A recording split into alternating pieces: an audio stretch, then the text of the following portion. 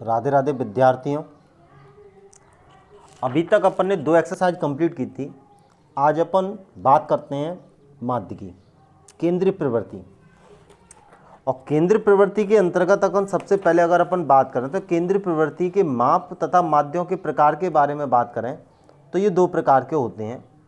एक तो होता है गणितीय माध्य। गणितीय माध्य के अंतर्गत इसको समांतर माध्य, इसको मीन कहा जाता है, समांतर माध्य, और इसके और भी नाम है समांतर माध्य, इसको औसत भी कहते हैं, और इसको खाली माध्य से भी प्रदर्शित किया जाता है। तो याद रखना, गणित में सबसे पहले आता है समांतर माध्य, इसको औसत भी कहते हैं, इसको माध्य कहते हैं। एक होता है गुणोत्तर माध्य, ठीक है, ये ज्योमेट्री के अंतर्गत आता है। और एक होता है हरात्मक माध्य, इसको अपन हेरोमेट्रिक मीन्स के नाम से जाना जाता है। और स्थिति के संबंध के माध्य की बात करें तो ये 2 प्रकार का होता है। एक होता है माध्यक, इसको अपन मीडियम बोलते हैं। एक होता है बहुलक, इसको अपन मॉड बोलते हैं। और अगर कोई बंदा अगर आपसे पूछे भैया कि माध्य, माध्यक व बहुलक में संबंध क्या होता है, तो माध्य को अपन x समांतर माध्य से प्रकट कर सकते हैं, माध्य को अपन m बोलते हैं, बहुलक को अपन z बोलते हैं। तो संबंध बराबर याद रखना, बहुलक बराबर माध्यक का 3 गुना, माध्य के 2 गुने के बराबर में से अंतर के बराबर होता है, ये ध्यान रखना। सबसे पहले अगर अपन बात करें, सबसे पहले अपन बात करते हैं समांतर माध्य की। तो समांतर माध्य की अगर डेफिनेशन के बारे में बात करें तो डेफिनेशन नॉर्मल है, बहुत सिंपल है। और नियम ये कहता है कि सब संख्यन ने जोड़ के संख्यन को 2 भाग, जो निकल के आवे वही कहलावे माध्य। एक तो सिस्टम चाहिए है। अब सब संख्यन ने, या अपन बोल सकते हैं जितने भी प्रारंभिक आंकड़े होते हैं, जितने भी प्रारंभिक आंकड़े होते हैं उन सब को जोड़ लो, जोड़कर जो संख्या होती हैं उन सब का कर देंगे उसमें भाग, जो निकल कर आता है वही हमारा क्या कहलाता है, माध्य। तो इसकी परिभाषा अपन ऐसे भी याद रख सकते हैं कि सब संख्यन ने जोड़ के सभी आंकड़ों को जोड़कर सभी संख्याओं को जोड़कर संख्याओं का 2 भाग, कुल आंकड़ों का 2 भाग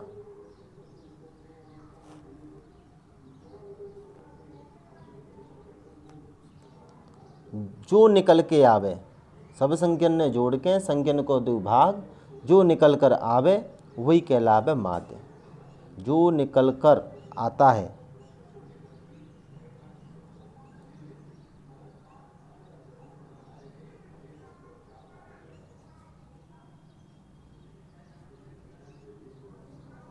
वह समांतर माध्य, माध्य या औसत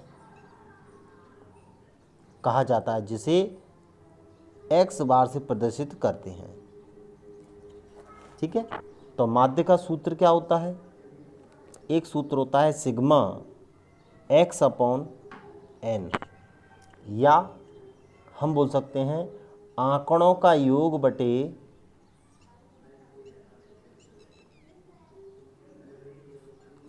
आंकड़ों की संख्या।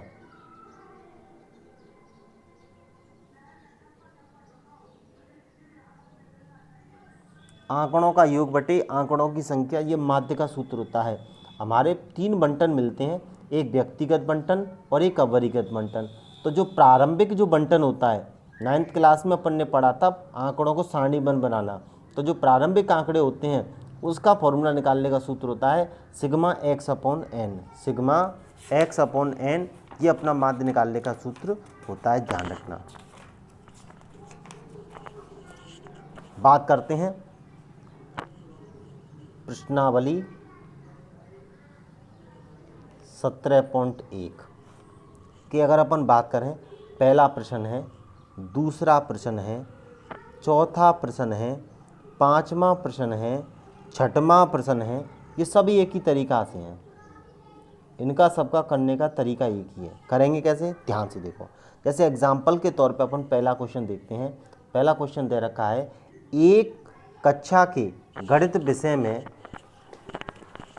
पहला क्वेश्चन दे रखा है, यदि एक कक्षा के गणित विषय में 10 छात्रों के प्राप्तांक 52, 75, 40, 70, 43, 40, 65, 35, 48, 52 हो तो समांतर माध्य ज्ञात कीजिए। करने का तरीका बहुत सिस्टम, सब संख्याओं को उन सबको जोड़ लो, जोड़कर जितनी भी संख्या होंगी उसका क्या कर देंगे अपन भाग। तो भैया देखो कैसे करेंगे। सबसे पहले लिखेंगे क्रम संख्या, ध्यान रखना, क्रम संख्या जितनी भी संख्या उन सबको लिख देंगे, जैसे 1, 2, 3, 4, 5, 6, 7, 8, 9। दूसरे खाने में चूंकि बच्चों को क्या दे रखा है, प्राप्तांक, तो यहाँ लिख देंगे प्राप्तांक। और बेटा इसको अपन बोलेंगे चरमान, और चरमान को किससे प्रदर्शित करते हैं, एक्स से।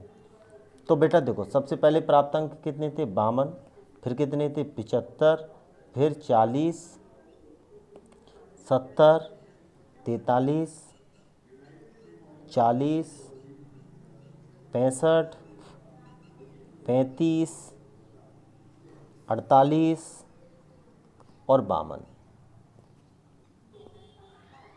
ठीक है, नियम क्या था कि सब संख्यन ने जोड़ के इन सभी x के मानों को अपन जोड़ देंगे, जिसको अपन बोलेंगे सिग्मा x।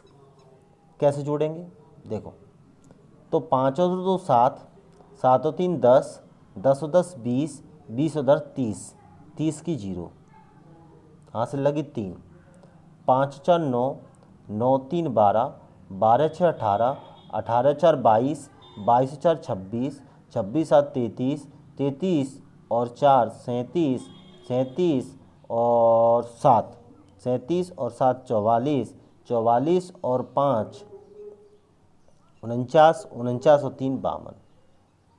आ गया। माध्य का सूत्र लगाएंगे बेटा। माध्य बराबर सूत्र क्या बताया था, सिग्मा एक्स अपॉन एन। तो बेटा सिग्मा एक्स की वैल्यू कितनी है, 520, एन कितनी है बेटा 10, इसका इसमें भाग दो कितना आ जाएगा, 52। ठीक है, अतः समांतर माध्य और समांतर माध्य को अपन x बार से प्रकट कर सकते हैं, बराबर आंसर कितना आ जाएगा, 52। तो कोई भी सवाल को ध्यान रखना है कि सबसे पहले अगर व्यक्तिगत श्रेणी मिलती है, सबसे पहले क्रम संख्या लिखो, चरमान लिखो, चरमानों को टोटल करो, टोटल करके जितनी भी संख्या हो उसमें भाग दे दो, उससे हमारा क्या निकलता है, समांतर माध्य। कोई दिक्कत, एक सवाल और देखते हैं।